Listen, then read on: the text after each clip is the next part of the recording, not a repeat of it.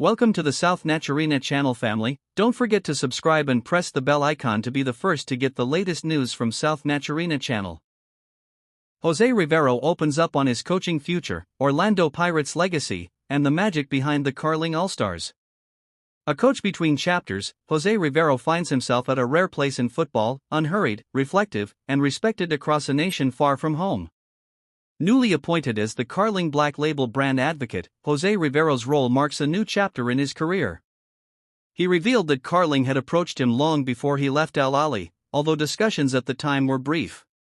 "It's always a pleasure to give back to our football," he said. "Now that I'm free, I can contribute in a different way." His voice carried a mix of gratitude and purpose as he described the brand's mission: taking the trophy to the fans, elevating young talent, and keeping the competition meaningful. Riveiro admitted he has spent the last few months doing something he never had time for: deep reflection on the last 3.5 years of his career. "Trying to understand what I did right, what I did wrong, and how I can be better. I'm not in a hurry." He hinted strongly that his next job may be in Europe, confirming he's actively in discussions but unwilling to rush into a role that doesn't align with his ambitions. When asked if he would consider the job as head coach for Bafana, especially with current coach Hugo Broos set to retire after the 2026 World Cup, his answer was diplomatic, respectful, and deliberately ambiguous. "It's a beautiful moment for South African football. There is a coach, a respectful one. Let him finish this journey. What happens after, nobody knows. The Orlando Pirates bond, I'm a pirate. Always." Despite constant public speculation linking him to other PSL giants, including Kaizer Chiefs, Riveiro was emphatic about where his heart lies. "Everybody knows that when I say I'm a pirate, I'm not joking. If the opportunity comes to coach in South Africa, everyone knows the answer."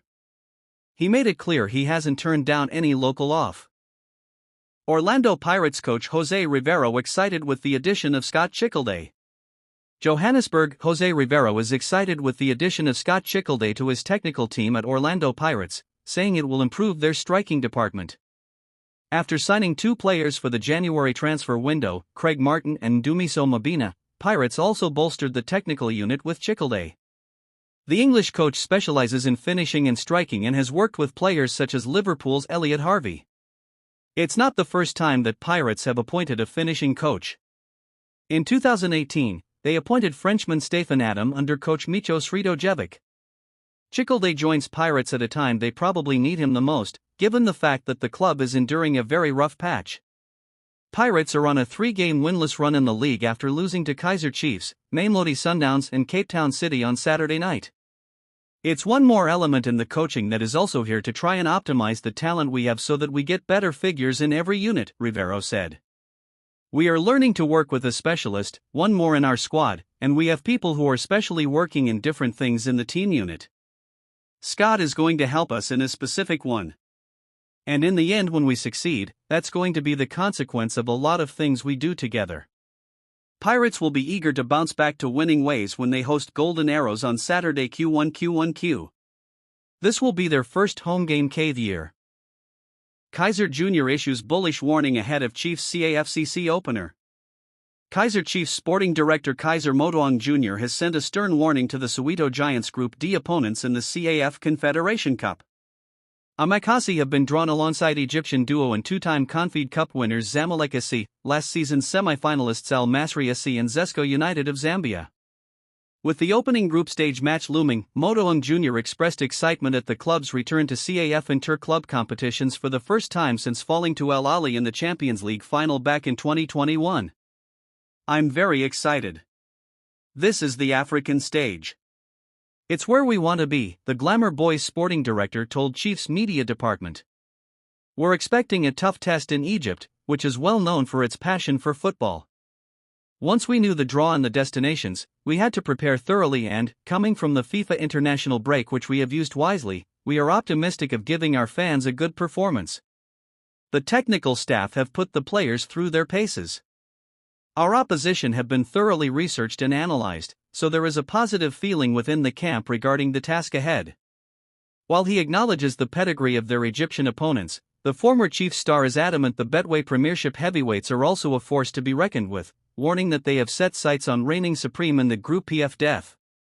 Everyone in the group is playing to win, and these are two very important games for us against tough opponents right at the start.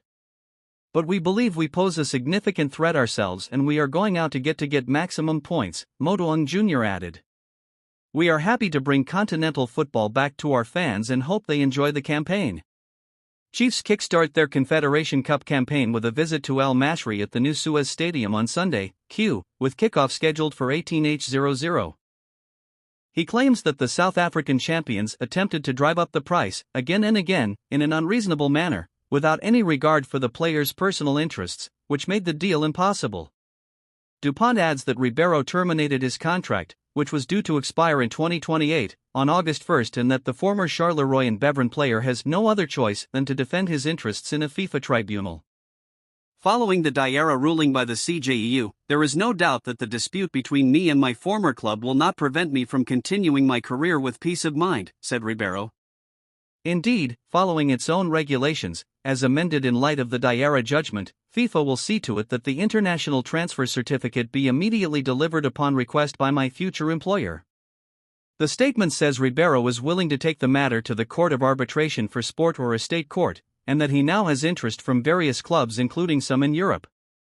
I will now consider what is best for the future of my career in order to make the right choice, Riveiro added.